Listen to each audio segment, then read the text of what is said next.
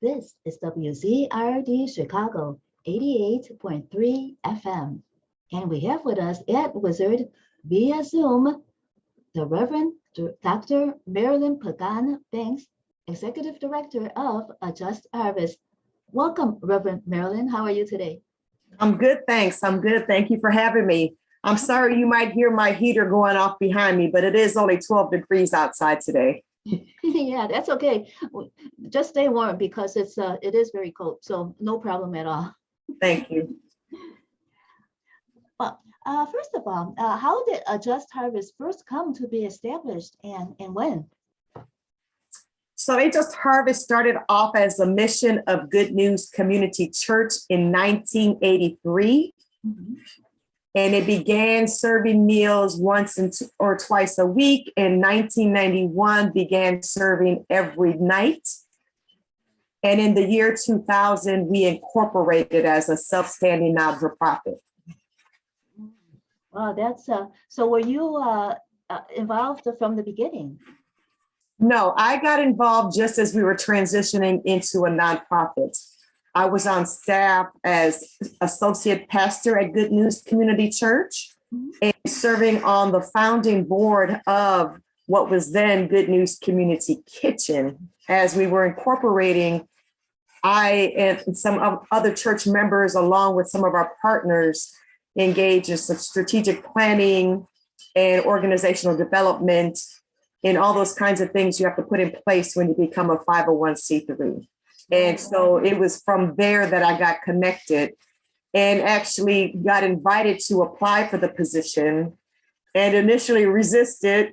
And a year later, they had called someone and something happened where she decided not to become the director. And the board members and the church members again asked that I apply. And at that point, I was in a different space and they were like, come on now, we need you and you need us. And so I said, okay, let's give it a try.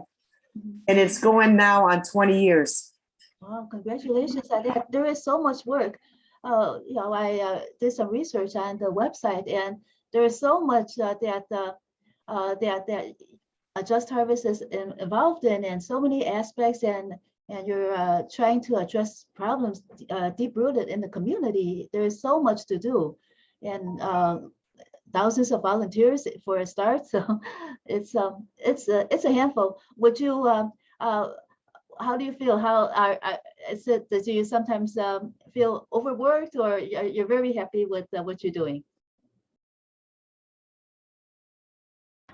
Sorry, I muted myself so you wouldn't hear my heater. I really love the work that we do. I live in the community. I'm part of the community, and again, because I've been around since we began to develop and broaden the work.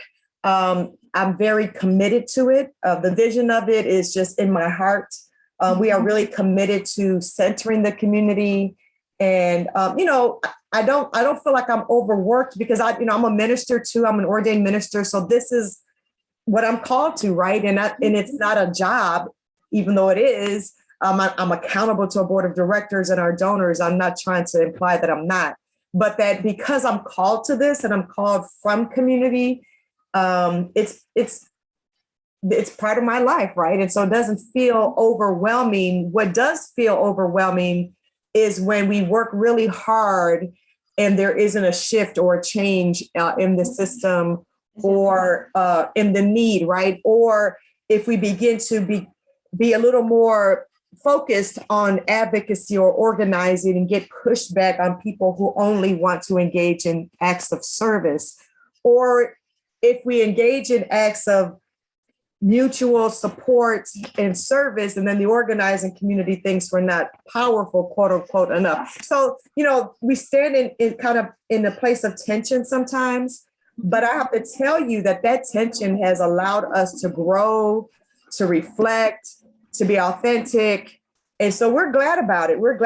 I'm not going to speak for the entire staff. Some of them, I believe, are overworked and underpaid. And we are grateful for our team. And nothing that I do is ever done in isolation. I can't take credit for anything that happens at the organization outside of the team and their commitment and effort and vision.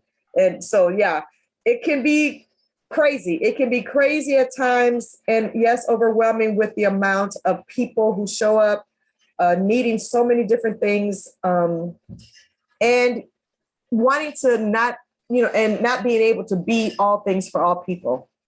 And so making sure we stay in collaboration, making sure we stay in partnership with our neighbors right there who are doing great work, but also with the broader community. How do we engage in collaboration? How do we not reinvent the wheel, but build together, what we need to build in order to really affect some real change?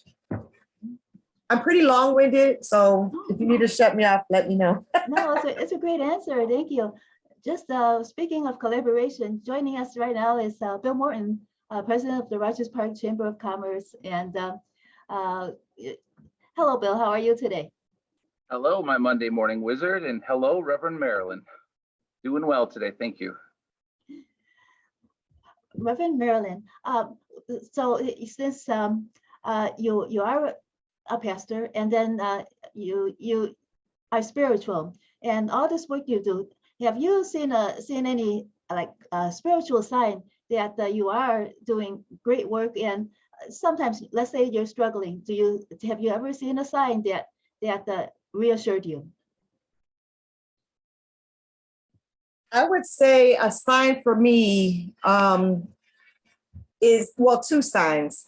One, when there's a crisis in the community, people reach out for my support and presence as a pastor, even if they've never stepped foot in any church I've been a part of, because the community, is my parish, so to speak. Not to step on the toes of the pastors in the community. But I have folks in the community who refer to me as Pastor Marilyn and have never been to church with me, right? And not because I asked them to, but that's the relationship we have. And so, unfortunately, the number of funerals that I've done in the community, for community and with community, a couple of marriages and celebrations too, and I'm grateful for that.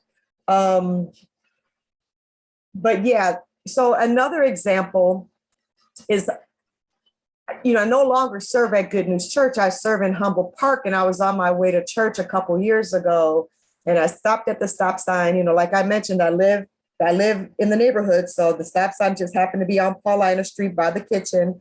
And one of the guys from the neighborhood said, "I need to go to church with you." So I said, "Come on," and he got in the car, and we went to church.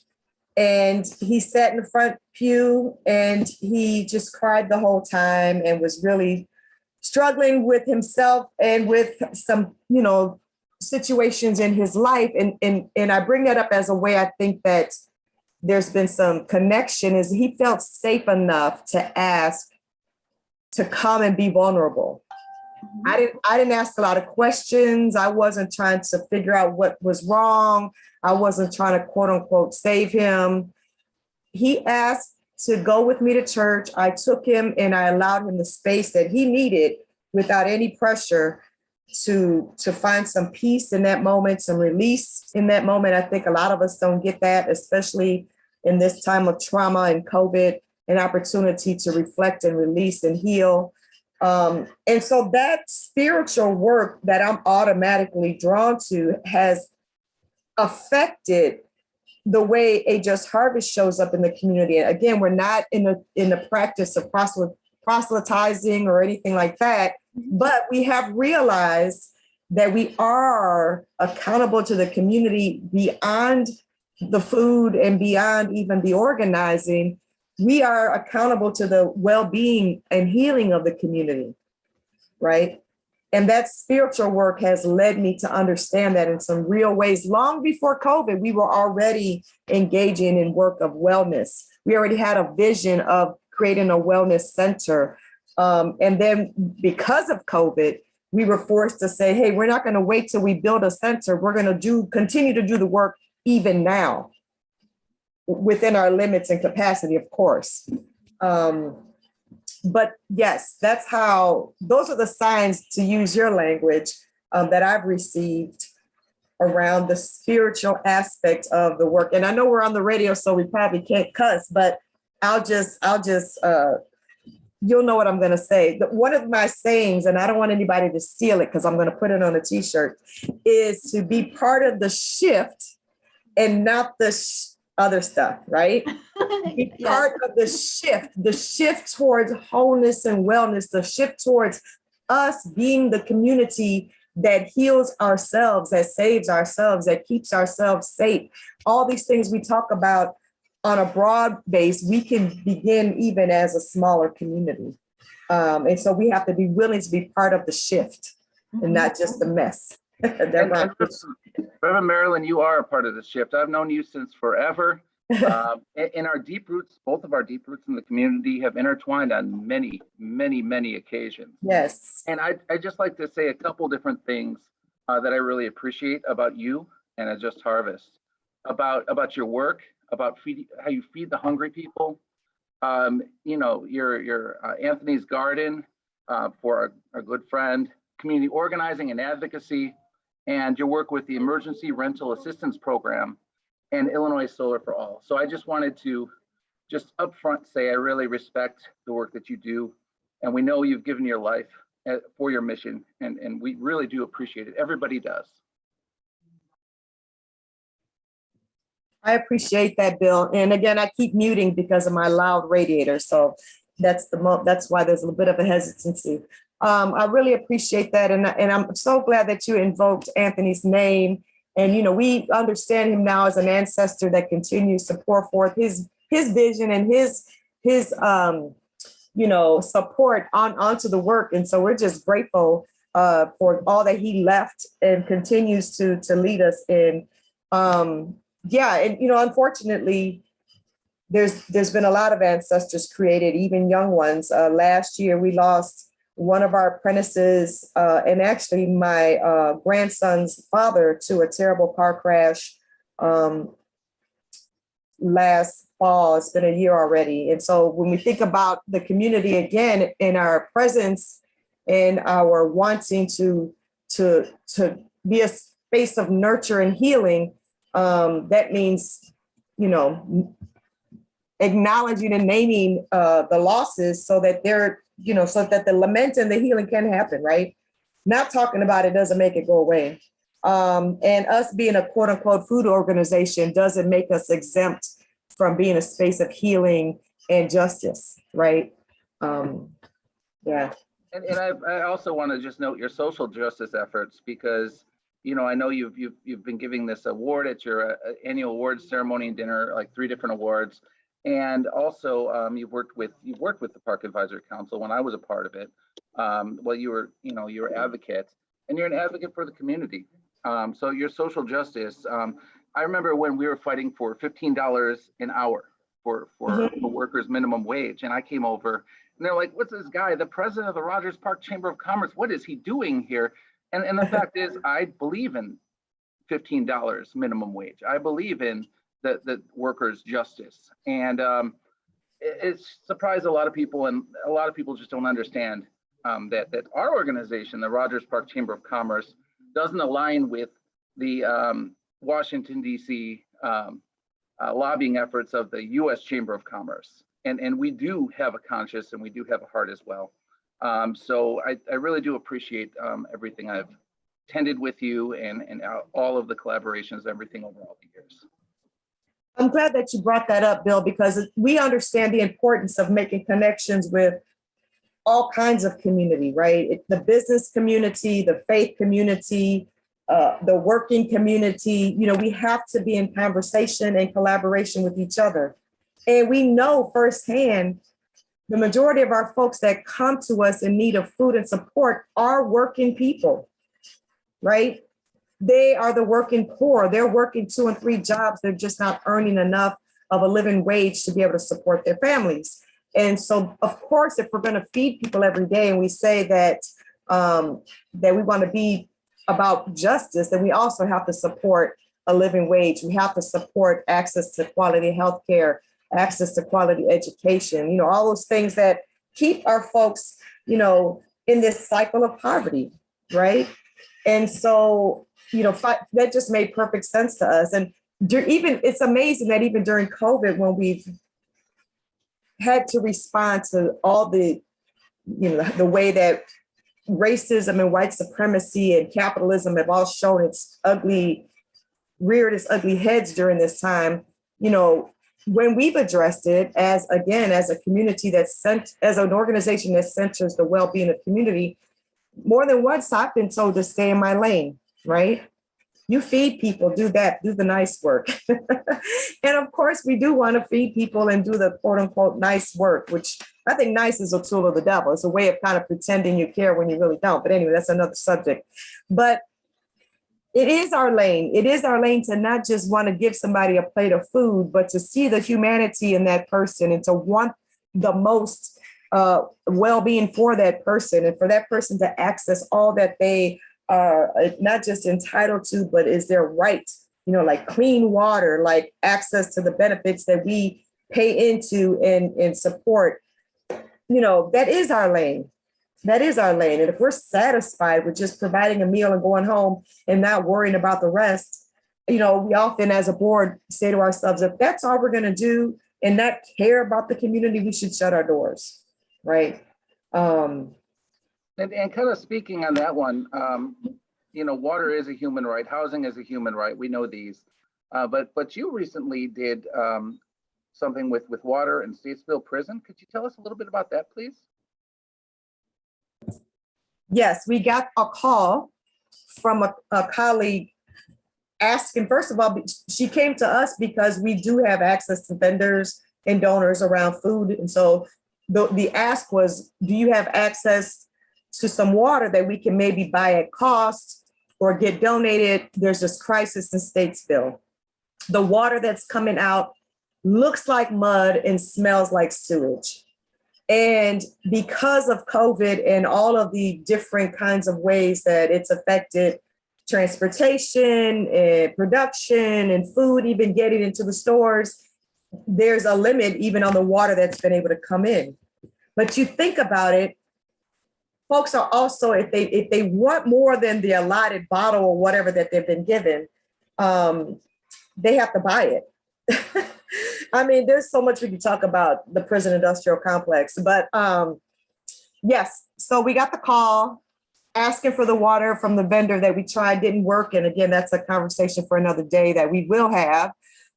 We engaged with the Community Renewal Society and we're able to participate with a vendor that got us 8 slats of water, or what do you call those things? Pallets of water for the price of 4.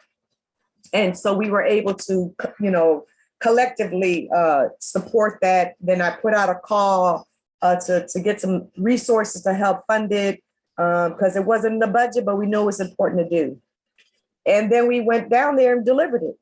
And we're part of the press conference calling out the governor and calling out the president or the warden of Statesville to not just do something about getting folks clean water, which is a temporary thing, right? But to do something about the system that has allowed this water to get like this in the first place, right? And I found out through someone else who was presenting beautifully, I wish I could remember which person did it, that the state of Illinois is like up there within the top 10 of places with the worst water quality. I heard a quote that someone who's been there for 43 years, the water's always been that way the entire time. Imagine what that does to a body, to a human being's body. It's despicable. A quote from Statesville? Wow.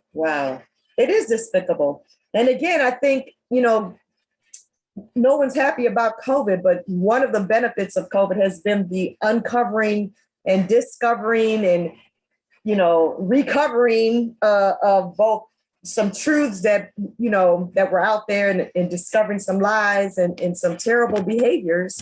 And I think really for some of us, this also sparked a renewed courage and energy around doing something about it. Like say, you know what, life's too short and I might've been afraid before, but what the hell, what do I have to lose other than, at this point, we are all fighting for our lives, right? And if we're not, then damn, you got a whole lot of privilege.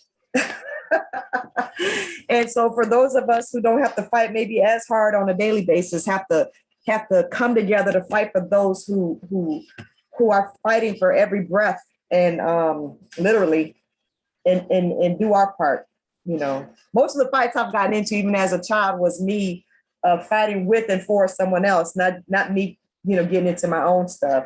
And I'm still that. I haven't quite made it to the kumbaya, let's not hit each other kind of thing, but you can take that out if you want to.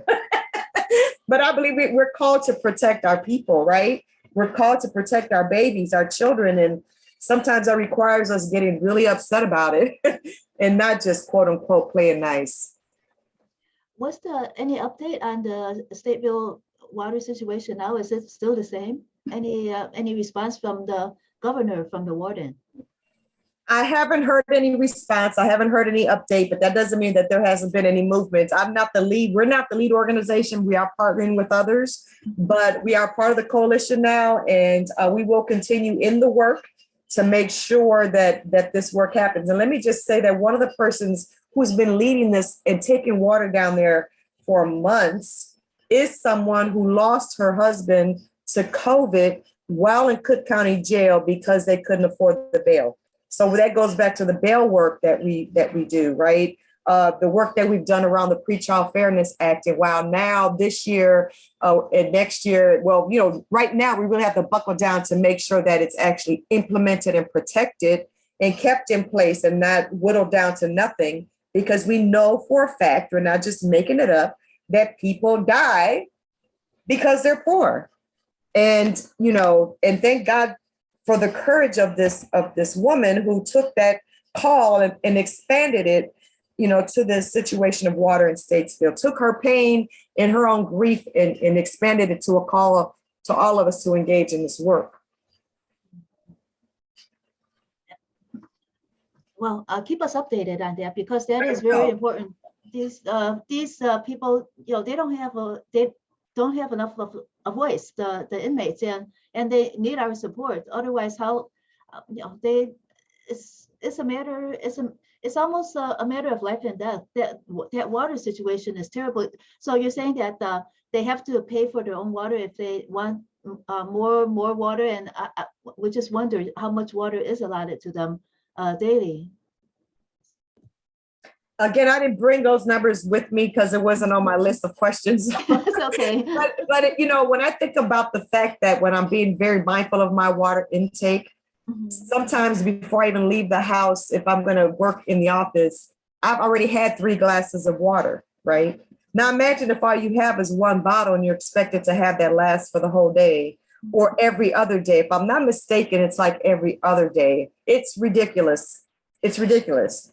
And, you know, hydration is important. And, you know, somebody said, we're going to stop calling these places correctional centers, because what they're doing is they're not correcting anything, first of all. And what they're doing is further damaging, you know, people for a lot of reasons, even prior to COVID and prior to this water issue. And as Bill has mentioned, you know, we are just uncovering this, or maybe talking about it again, because this is not a new issue.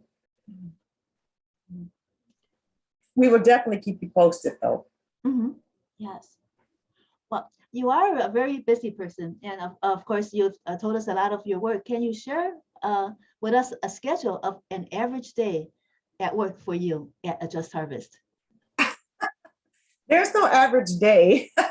I try to create blocks of things, and they often get shifted. So there's no average day. But I will say that I'm attempting to spend more time having conversations like these, sharing the story, and doing more writing. It's funny that some of these questions you asked about how we started. I just submitted a chapter for a book on vocation that's going to be coming out later this year. And so, you know, really trying to be more intentional about telling our story, and not for the sake of the organization, but for the sake of the community, so that we together again can be part of the well-being of the community. The more we tell our story, the more we can engage others in dreaming and actually putting some flesh and resources into the vision. Yeah. Yes. of course, that's excellent because people could learn from you. There's so much to be done, and you found a way to start the work, to implement the work. Of course, you're not there yet. It's a long road ahead, but you're applying the steps. Mhm. What happened in 2004 for the board of directors to decide to create Northside Power? People organized to work, educate, and restore. As I mentioned, when I was first asked to apply for the position, that I wasn't interested or I didn't feel called to it. And simply because it seemed very strongly service oriented. And not that there's anything wrong with that, but I was called to more social justice work. But then the board of directors, again, as we continue to go through the strategic planning process, made a commitment to doing outreach and organizing. We saw through the assessment process that you go through when you do a planning. You have conversations with folks, you ask them, questions about their relationship with us. And over we would hear, we've been coming to the community kitchen for 15 years. We're so glad you're here. Or from other patrons, I've been coming here for 10 years and the food is really good, stuff like that. And it made us feel good. Of course, we're grateful that we've been able to supply that need. But those of us who are more justice oriented were also kind of sickened by the fact that we hadn't really addressed the issue in all those years, that after all those years, some of the people had become quote unquote regulars because the need had not been, the system had not been impacted. Mm-hmm. And so we created a commitment to put in resources to do that work. And actually we got funding from the Chicago Community Trust when we were incorporating to do all of this planning and strategic planning and fund development and organizational development. And actually they gave us the initial funding to hire our very first community organizer. And the good news about our first community organizer is that he came with a caseworker history as well as an organizer history. And so he knew the importance of really building relationships based on where people were as we engaged in leadership and civic engagement development to get them to a different place within their own voice and their own power to make changes, right? And so that's why we began that work. And we didn't limit it to Rogers Park. We called ourselves Northside Power because we wanted to, and we continue to build powerful relationships with our supporters as well, which many of them come from the North Shore area. And so our organizing wasn't just community in terms of where we're based, but community in terms of who we engage with in this work, understanding that and we got a lot of pushback around this at first. Why do you need to organize rich people? Rich people don't need to be organized, right? But the pushback we would give is, if we want to change the system,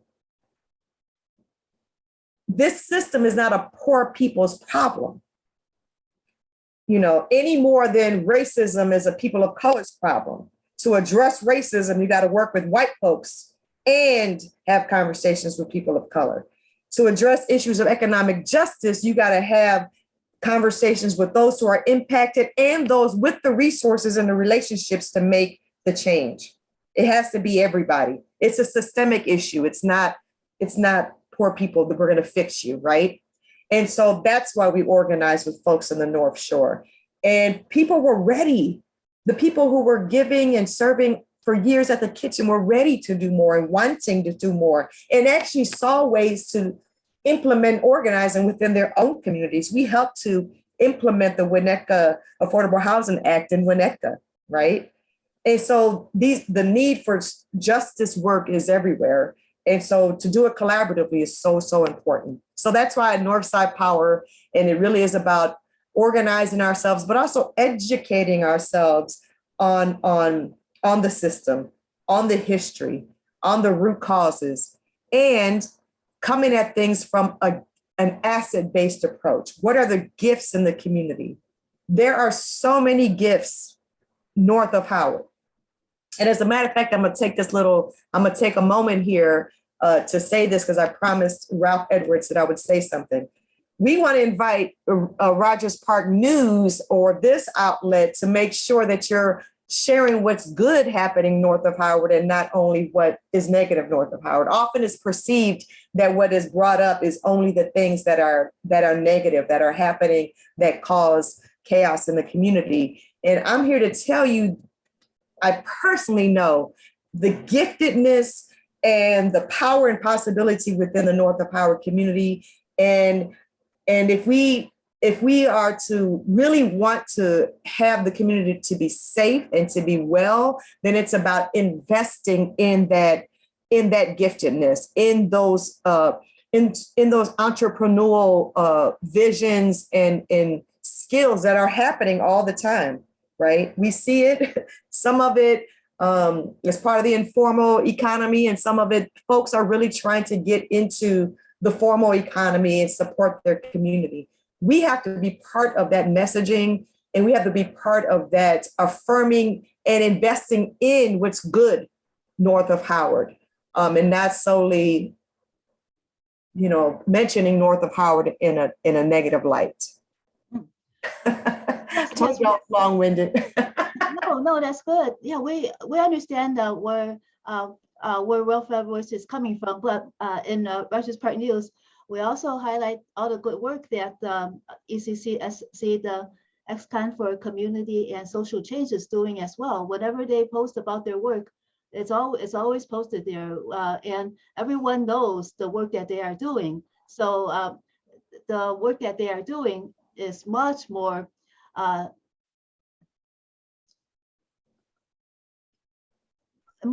in content than the negative posts about them. So there's no comparison when you see the posts that talk about what they are doing and all the good that they are achieving versus any criticism. So it's there's Rogers Park News is Rogers Park News, and it's reflects both sides, both the good that they're doing and then the good of the community, and sometimes the criticism. Unfortunately, the criticism is there. Sometimes it might be constructive criticism, but anything that is that needs to be reported, then needs to be reported to the admins, and then they will be addressed at that time.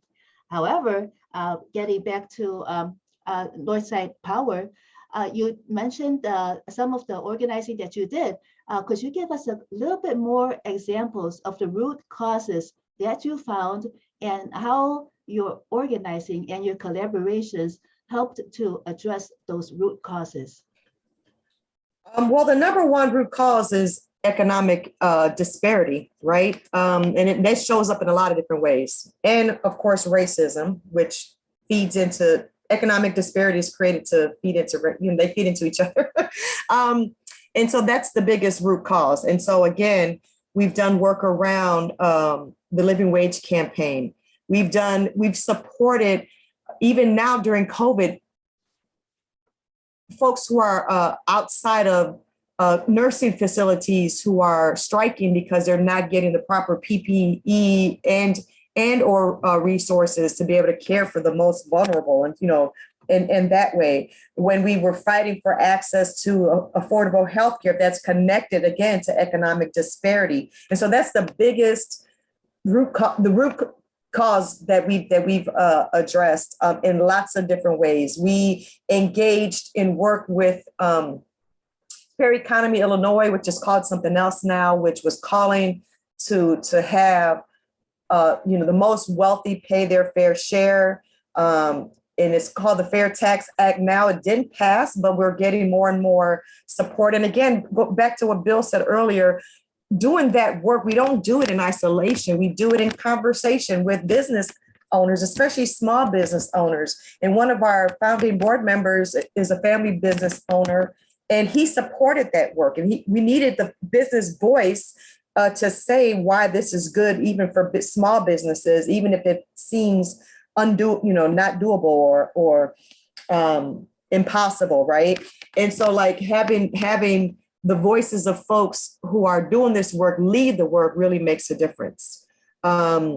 And so we talked to business owners, because this is really about public corporations at that point that were paying zero tax. At that point, when we were doing this work, 2/3 of publicly traded organizations paid zero tax. So thinking about all of those things, and again, not trying to pit communities against each other, but having conversations with the North Shore communities alongside folks from our communities, really listening to each other, and again, understanding where some of the commonalities are, around wanting to build a more just society, and really kind of taking responsibility and holding each other accountable and holding the system accountable, helping people see this is about a system. This is not about you, X. This is about the system that you're privileged by. And having those tough conversations, but in a spirit of respect. And, I learned a long time ago that to be in relationship trumps being right. Mhm. It's not about trying to be right, as in correct. It's about trying to be just, which requires being in relationship. Speaking of which, a Just Harvest is such a beautiful name. And how did it come about? And then your mission statement, the last I don't have the entire mission statement here, but the last words were toward establishing a more just society, and that is so relevant and important to all of us. So how did the name Just Harvest come about, and the mission statement? The mission statement was created during our initial process. It was adjusted when we changed our name. And so the mission statement came out of that strategic planning process. And the more we organized and the more power we were creating, the more problematic having the name kitchen in our name, the word kitchen in our name became. Again, for funding purposes, there were places that just didn't fund direct service or things like that. And it just limited how we were able to share what we were doing and who we were becoming, right? And so as we were growing in the organizing, we realized that the next step, the other thing we realized in organizing is that one of the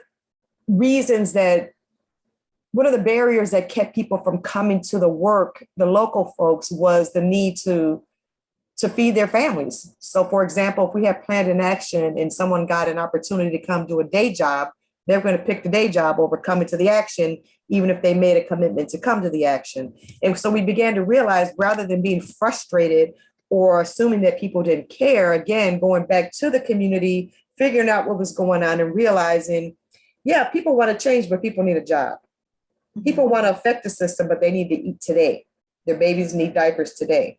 One of the guys I talked to who was running from the cops, I said, aren't you tired of this mess yet? He said, yeah, but you're going to give me a job?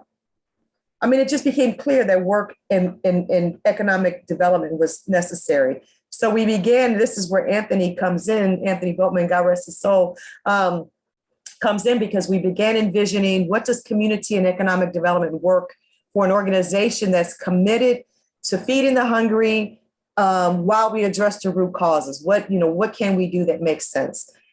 And given the fact that at the time, on the north side, there wasn't and isn't still a whole lot of places where you can grow food, like the south side. And so we started thinking about aquaponics and indoor ways of growing food and creating economic opportunity, doing training where we were teaching folks how to create systems, selling them to folks in the community who wanted to have them at home, and really being very entrepreneurial and creative with the ideas that were coming up.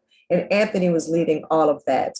So when we started doing that work, that's when we said, okay, we need to change our name. And actually, we might have even changed our name before we thought about that, because when we said A Just Harvest, when we thought about, okay, what is the community and economic development work that we're doing? So that's where the name came from. There is a Just Harvest in Philadelphia, but it's a 501c4, I think. And so, I mean, that A is very important in the front of our name. And I often have to remind people to add it. But it is a beautiful name, and it does remind us that, you know, abundance and justice and enough for everyone is possible. This is WZRD Chicago 88.3 FM. And we have with us at Wizard via Zoom, Reverend Dr. Marilyn Pagán-Banks, Executive Director of A Just Harvest, and also our co-host, Bill Morton, President of the Rogers Park Chamber of Commerce. How have the A Just Harvest garden spaces, which are the Hoop House, the Gale Greenhouse, and Anthony's Garden, open up opportunities for the youth? These spaces well, first of all, they help to design the spaces. So, you know, the opportunities with the youth kind of happened in a very symbiotic way. Anthony, as he was the Genesis Project originally was geared towards youth and young adults. And as he was working with the community and expanding that garden that was already on the Gale site, the children were the ones who kept showing up. You know, kids are curious and they want to know what's going on, especially since it was on school property. And right before he passed away, he pitched to me the idea of doing an after-school program with young people. I'll never forget, this is one of the last kind of really deep conversations that we had before he passed away unexpectedly. And you know, I was like, Anthony, this is a great idea, but, you know, kids, there's so many resources for kids and so little for this, you know, targeted population of young adults who are often seen as, you know, it's too late for them. And he's like, you know, of course, I still want to work with that population. Of course I do. That's where my heart is. He says, but in the meantime, the children are showing up, you know. And I'll never forget the kind of in the meantime, and it wasn't like, let's do it and then stop and forget about them once we move on, but that there was something happening in the meantime that we needed to pay attention to, right? And he kind of reminded me and the organization of our commitment to be relevant to what the community says it needs and wants. So while we continue to have a vision and have grown the vision of working with youth and young adults who have barriers to employment, we have grown and expanded the work with children at both Gale School and now at Eugene Field School, because that came from community. That desire to engage in this work with us came from the community. And it's been beautiful. And again, the kids helped to design the new learning garden that's there. We just rebuilt the Hoop House, even though it's COVID. And we've been very limited in terms of volunteers. We had one group from Kenilworth Union Church. I'm gonna go ahead and name them. Their green team. We had a conversation about the Hoop House. And then when he realized that the green team could help, because at that point it's outdoors, we can do it safely and it's small enough. We were able to redo the whole Hoop House this summer. And of course, kids get to see some of that work happening and see the things that they help plant and grow in the greenhouse be shifted and put into the ground to grow in either the garden or the Hoop House. And so the connection and the beautifying of their community, I think, has been a benefit, but also allowing them to lead and be curious and bring their ideas has benefited us, right? Yeah. Yes, definitely. I think Anthony Boatman was very inspired because these children are going to grow up to be the youth and the young adults. Yep. And then, you know, what if they start their work that they love to do as children? They have many more years of creating. And then, of course, children are very creative. They don't have some of the boundaries that people older than children have. Mm-hmm. And I do recall I was a guest speaker and I was invited to mentor a little bit some teens, I believe they were, mm-hmm. For the entrepreneurship program that Anthony had, and it was really a wonderful experience. And I remember he was teaching them about the elevator pitch, I was sitting there and he was teaching the kids about the elevator pitch and how he's not quick enough, not quick enough. And he was like right on it. He was like, no, no, wake up, not quick enough. Yes. And that's the way Anthony was. Anthony was very straightforward and compassionate, and he had such love in his heart, and he made sure that they understood in a language or in a way that they could always remember, and I will always remember. Yes, and he was so committed. Those classes that you're talking about were like business pop-up or startup classes, and he was so committed. And again, he brought that to us, a real commitment to not just training folks to go find a job, but allowing folks to see that they can build their own business and own their own business, and model that. Because, you know, his son started a business, and so he would take the entrepreneurs out on field trips so they can see, you know, other Black folks doing it, folks who look like them doing it. And so really that's so exciting. And that seed that was planted continues to just grow and grow and grow. And while of course we know that some folks, you know, having a job is okay if that's what folks want to do, or going back to school, we encourage that if that's what they want to do. But also just saying, hey, and if there's none of this you want to do, and there's ideas or a dream or vision you have, let's hear it. And let's see what it takes to make it possible. And I think another thing, just one more thing to say, you know, you guys reach out to the Rogers Park Chamber of Commerce, but you guys reach out to every single organization in the community. Mm-hmm. Very well-rounded, and you work with our community very, very well. And I remember just before, last time I saw Anthony, he came to our chamber office when it was on Sheridan Road. And he gave me a handshake and he looked in my eye, and it was just like, he knew. It seemed like he knew. It was the last time we'd see each other. Mm-hmm. Just before he went to Michigan. It was very, very strong, very powerful moment. Mm-hmm.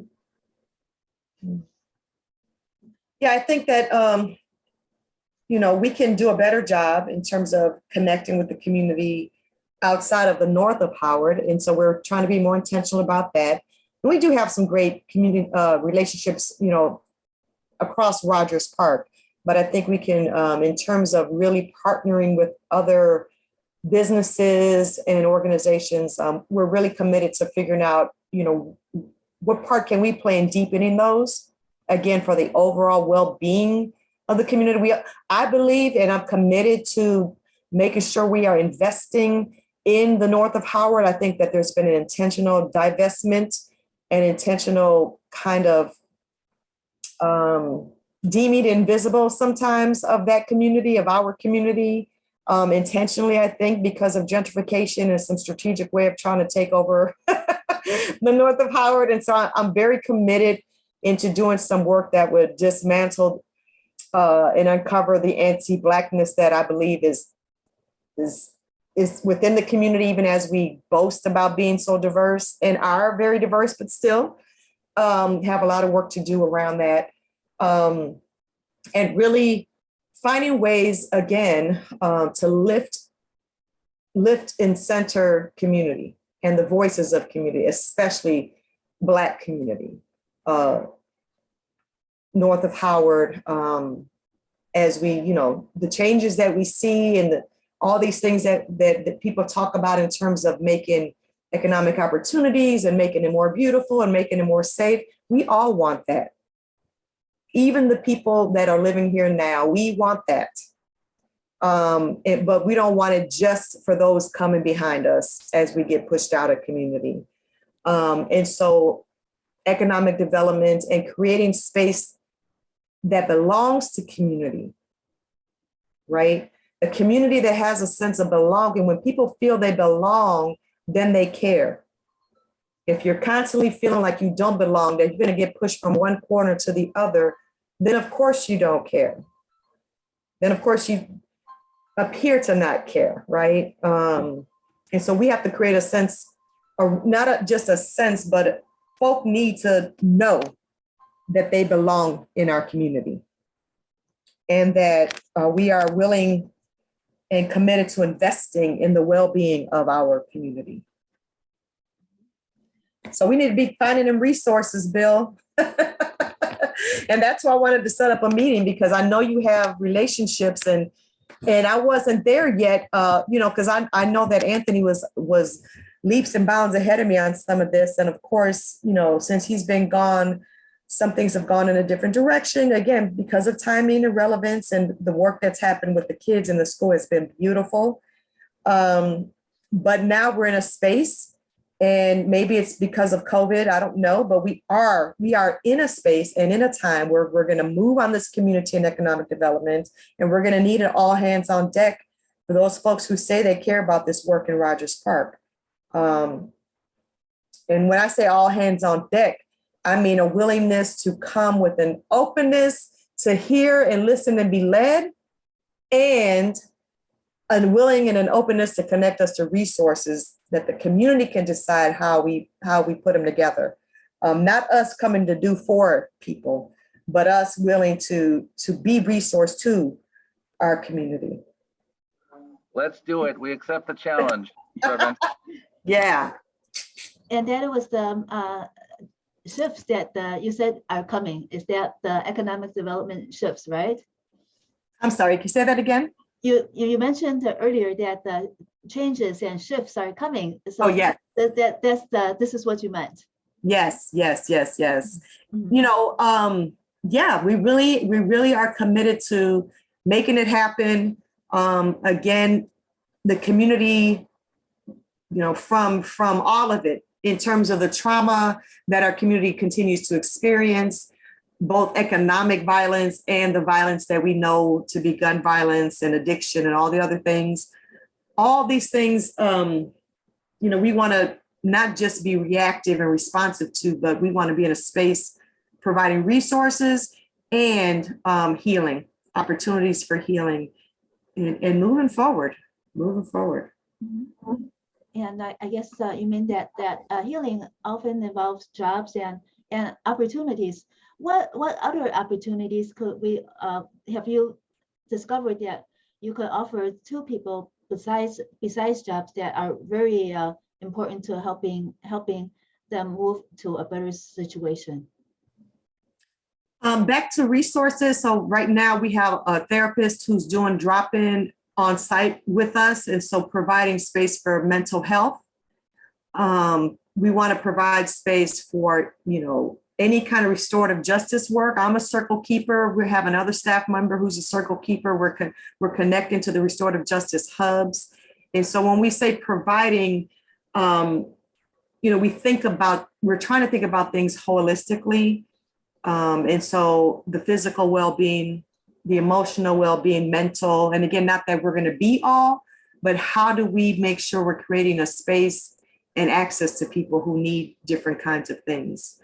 So while we're providing and creating economic opportunity, folk can't go to work if their mental health isn't addressed. Folk can't show up to work if they're the primary provider for a homebound senior, right?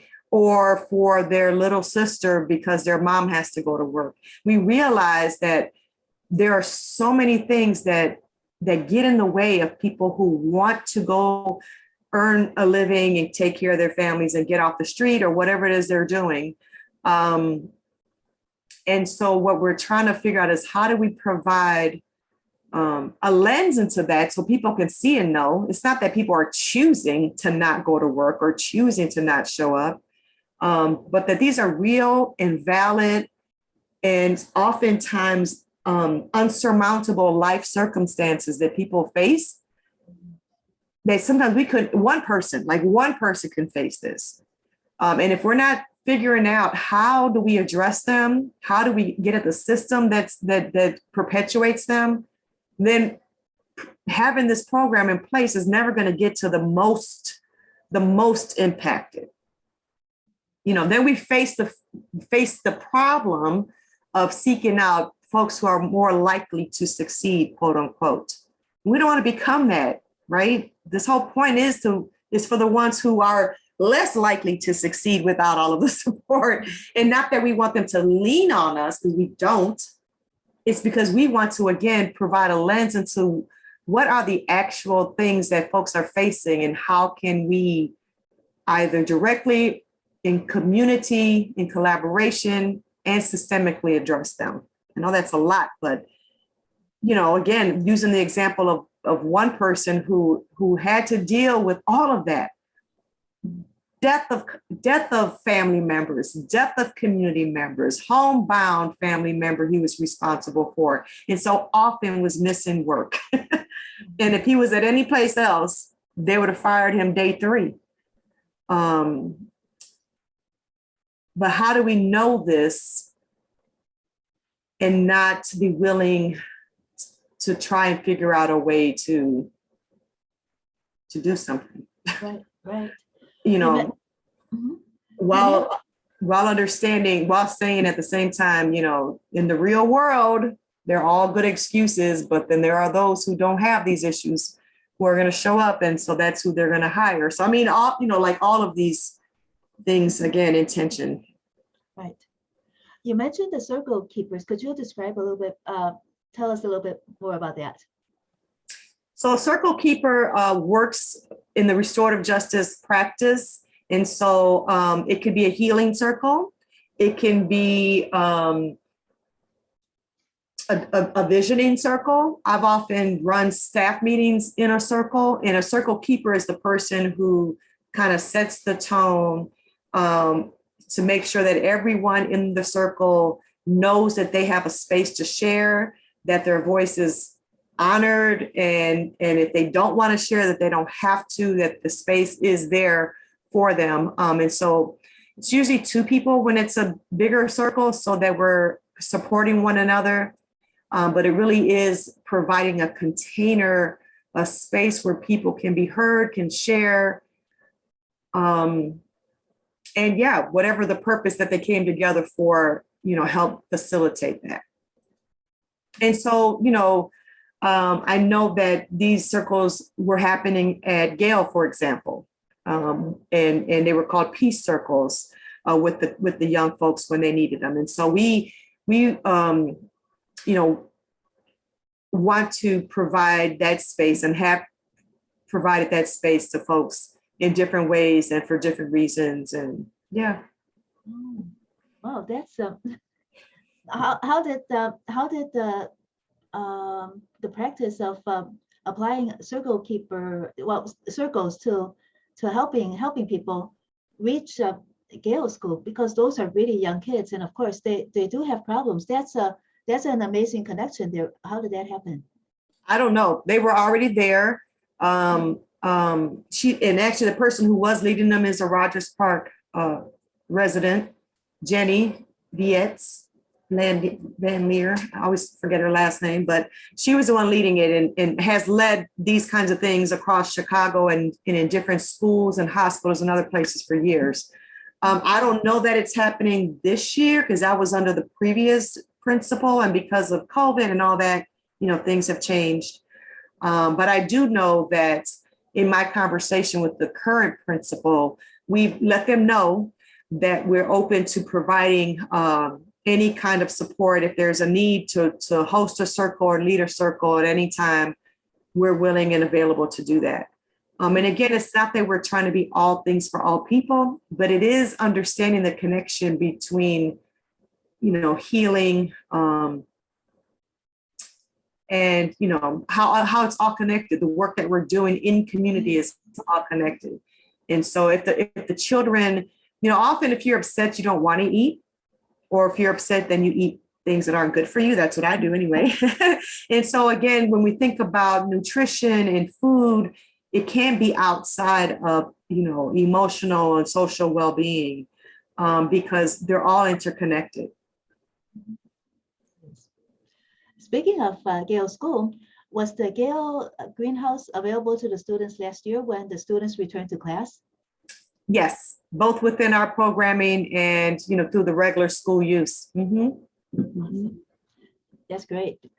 Yeah. And now let's move to community meal to go. How does that compare to dine in and implementing the free meal service for the community? Well, the difference is we used to serve restaurant style. People would come in and sit down and we would serve them at the table. We had a dining beverage cart that would go around and allow folks to choose what they wanted to have as a beverage.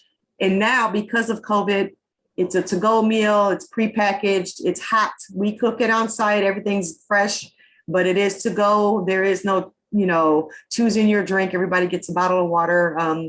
There are some folks that we know because, again, we are committed to relationship who have dietary restrictions, whether they're vegetarian or can't have pork. And so if it's a day we're having pork, then we already know that person or persons to be prepared. But unfortunately, we can't be we can't provide an unlimited amount of variance in terms of meals because of capacity. And so, but it's been, folks they come and they take it to go. There was a time, and I don't know if we have anybody on our list now, that if they were homebound or ill, that we would deliver the meal to them.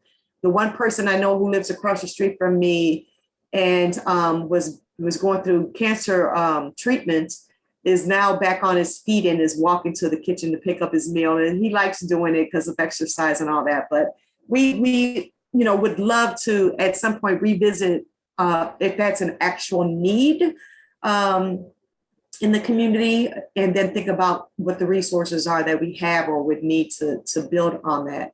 But the one thing we did add that was different is the grocery delivery, because we were hosting a pantry a couple times a week, but because of COVID, and we're serving new people that we hadn't served before. Now, again, because of capacity, we've had to limit it to 60626, and I think there's to Rogers Park, let me say that. And I think it's 60626 mostly. We've never, ever, ever restricted anything we provide to any kind of boundary. And so anybody who comes for a meal, even today, we don't ask for proof of residency, proof of need, nothing like that. But because of a limited capacity and a limited amount of volunteers because of COVID, we have restricted the boundaries for the grocery delivery program.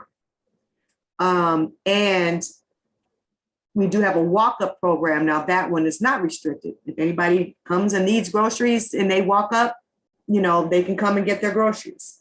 But for the delivery, we did have to limit them. We're hoping to grow in that area. Again, we're going to be working with some research students really soon around figuring out the actual overall nutrition needs of the community. Monica Dillon, when she was still at Loyola nursing program last year, gave us some numbers. And so we had some stuff, but we want to use this opportunity during COVID, again, to deepen our collaborations and to really figure out what's the best way to meet the need. Because sometimes, for example, we gave out turkeys, and on the same day, another organization was giving out turkeys north of Howard. And not to say there isn't a need, we're not able to help every single body. So the more the merrier. But I think if we were collaborating, it would make a little more sense.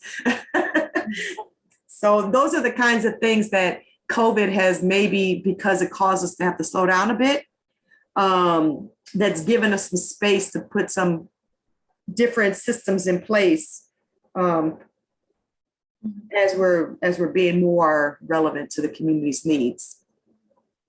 Yes. I start to ramble away from the question. Oh, no, that's okay. That's okay. How many neighbors are in Rogers Park is Just Harvest able to serve on Wednesdays for the grocery delivery service? Do you have just one truck? We don't have no truck. Well, we have a truck. Let me take that back. We do have a truck, but we're not necessarily using that. We have volunteers that come and pick up the boxes so we have this beautiful assembly line. So we had, let me go back. We had to take our dining room where we used to do the hot sit down meal, and we transformed it into like a food depot. And so it's set up where the donations are along the side and the boxes are in the middle, and the few handful of volunteers that have been around since day one, they were part of the rapid response team. They come in and they already know, they have the labels where they're going and whatever the dietary restrictions are. Now, in this case, we can be very specific, right? If somebody calls and says, I need groceries and I have a peanut allergy, then of course, we're not going to send anything with peanuts. Like in that case, we can be very specific. We can't always meet every need. If we don't have a particular thing, then we don't have it, right? But we do rely on donations for the boxes as well. But one of the days there's about 50 to 60 deliveries, and another one there's almost 80 deliveries. So it depends on the day. But it's about steady on those 2 days around those numbers. I was telling someone that if you got too specific on the program questions, then maybe we can do a follow-up and the program team can be on here. Because even though I should know these numbers, I can't keep numbers in my head like that. No problem at all. But is there any waiting list? Is everybody that asked to have groceries delivered? Is there enough volunteers to deliver to everyone? I have not heard about any waiting list. What I have, again, understood is that we've had to limit how far we can go. But I have not had any calls from anybody who we had to say we don't have any food. Thanks be to God and our wonderful donors and supporters. We've gotten the resources and the food to be able to give to the community. We do, as I was mentioning, we do at some point want to more institutionalize the delivery program. Again, we did it quickly out of a reaction and a response to the need. We're going to continue to do it because we see that we were able to sustain it as it is. But again, as you mentioned, there's no waiting list, but there are others that are maybe outside of those boundaries that we want to get to. If there aren't others, that's where we got to do the research and continue to raise resources to increase our capacity if needed. I remember when Trudy and I came over and we had a meal at a Just Harvest. I wanted to have her understand what the whole program was about. So once or twice we came over for a meal and we've donated food as well. How has COVID changed everything for Just Harvest? Well, one of the things, so we're having to cook more on site because of COVID. And so the partners that used to bring the meal, it's really affected our partners a great deal, because if this was their way of coming together to prepare the meal, and that was their way of building community and then coming to serve it with us, that's not there in place anymore. We do still have some partners that will bring the groceries for the meal and will cook it on site. There are a couple that cater the meal, but no one is cooking the meal the way they used to because of, I should say, a lot aren't cooking the meal the way they used to because of COVID. And certainly we don't have the volunteers on site that we used to have. We used to host anywhere between 50 and 20 volunteers a night. And so those relationships, while we're still maintaining them through calls and they still are dropping off donations and food and resources, cleaning supplies, PPE, folks are staying connected. It's not the same, right? And it's also affecting sort of their community, because I got a call from someone who was asking, this was before the variant was seeming so wild, as it is now. He said, I just wanted to confirm that, we're not going to be opening in the new year. I said, we do plan on reopening for a sit-down meal. That is our plan and our hope, but we have not set a time because now we've got this new variant and we have to keep the community safe.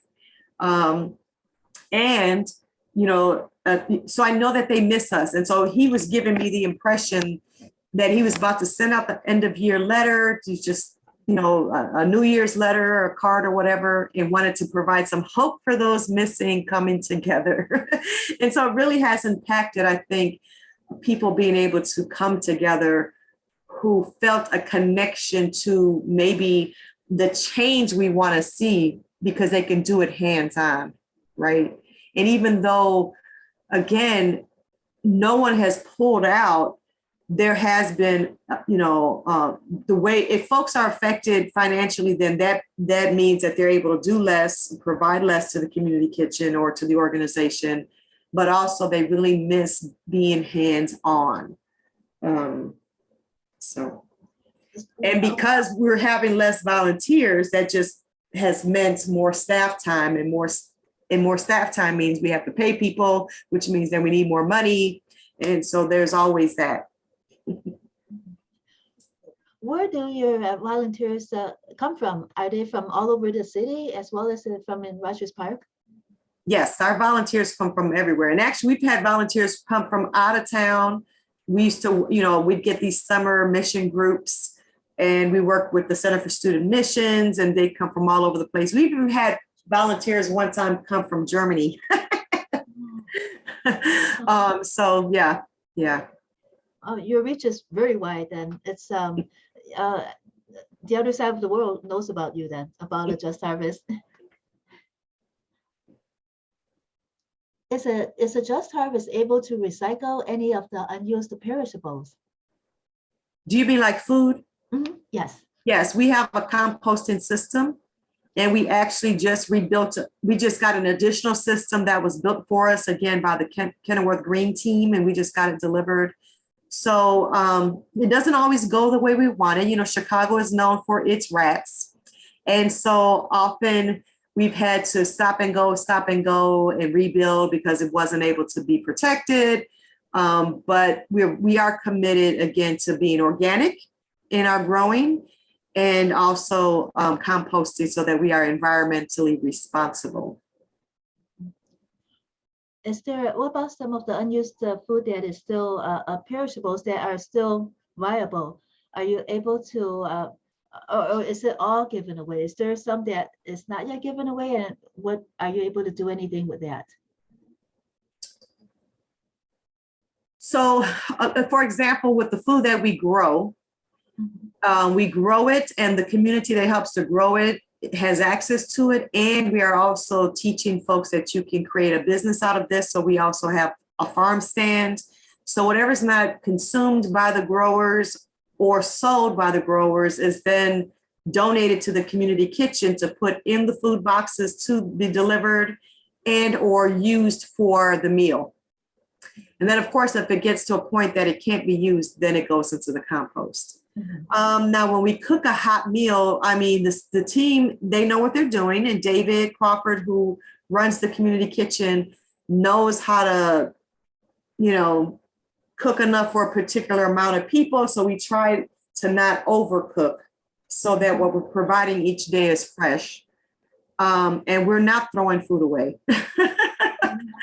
And let me just mention that outside of, and I'm going to have to get going pretty soon, but outside of our hot meal program and the delivery program and all that, we also support other nutritional needs in the community. For example, we provide food for Family Matters hot meal program that during the school year that they're doing after school, so that they're actually providing a meal to their participants.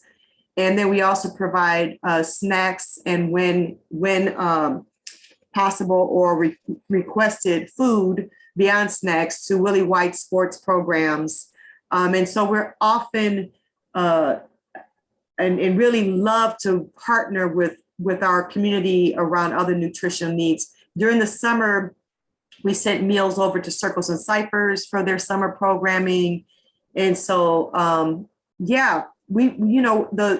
the idea is not just, hey, let's give free food to quote unquote these poor folks. The idea is, how do we engage in the nutritional well-being of the entire community, no matter who they are, whether it's Bill Morton stopping by for a meal, or it's the person who sleeps outside in a tent stopping by for a meal.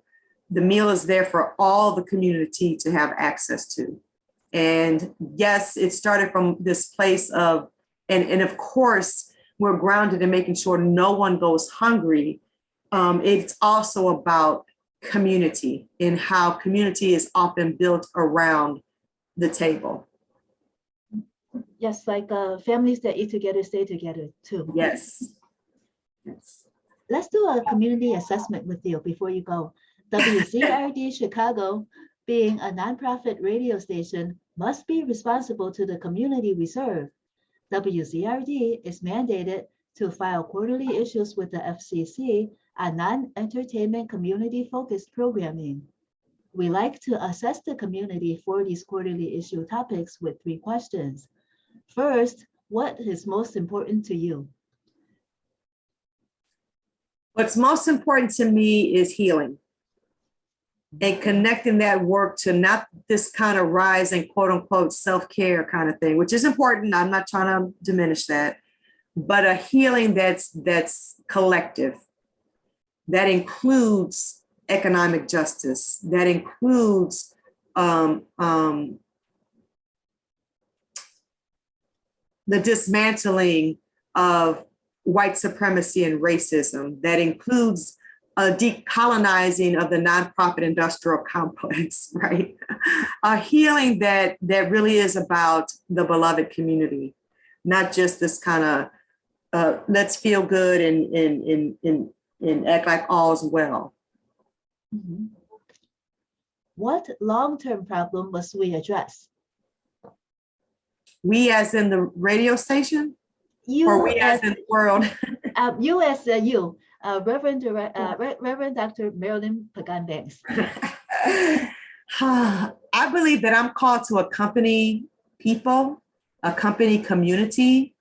My time at A Just Harvest has taught me to unlearn some things. And so my work really is around accompanying folks as we together find our freedom and are abounding in joy and love.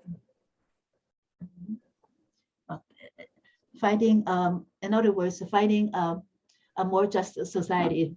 Yes, yes. Third, what problem must be resolved now? The problem that must be resolved right now is economic disparity. That really is put in place to just feed the monster of white supremacy. And so I think that if we are not willing to meet the basic needs of all people, then we are just going to implode. And our creation, our planet is telling us that. If we don't put people before profits, we are going to implode.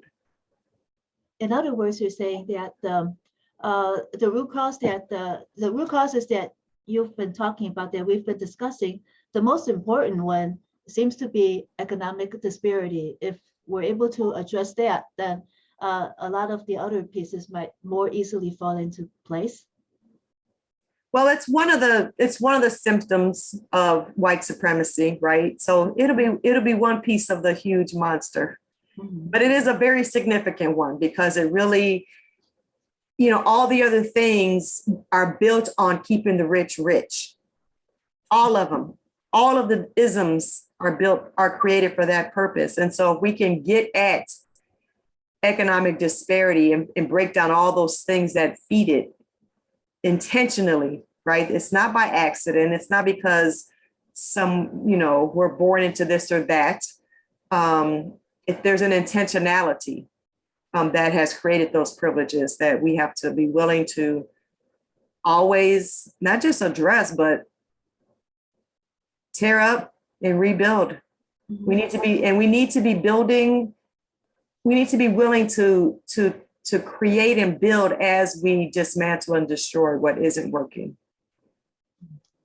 And it's possible to do both at the same time. Not that we have to do it all. I don't have to do both at the same time, but we collectively can do both at the same time. Yes, and you are doing a part in bringing that about, and collectively bringing that about. Well, thank you so much, Reverend Dr. Marilyn Pagán-Banks and Bill Morton, President of the Rogers Park Chamber of Commerce, for joining us on WZRD Chicago 88.3 FM today. Thank you so Thank you, much. Reverend Marilyn. Thank you so Thanks much. for having us. And if you ever want to make a donation, just go on over to our website. We are always looking for investors in this work. Yes, give the website the information, any contact information, so that our listeners can discover more about A Just Harvest and also donate if they want to. So it's www.ajustharvest, AJUSTHARVEST.org.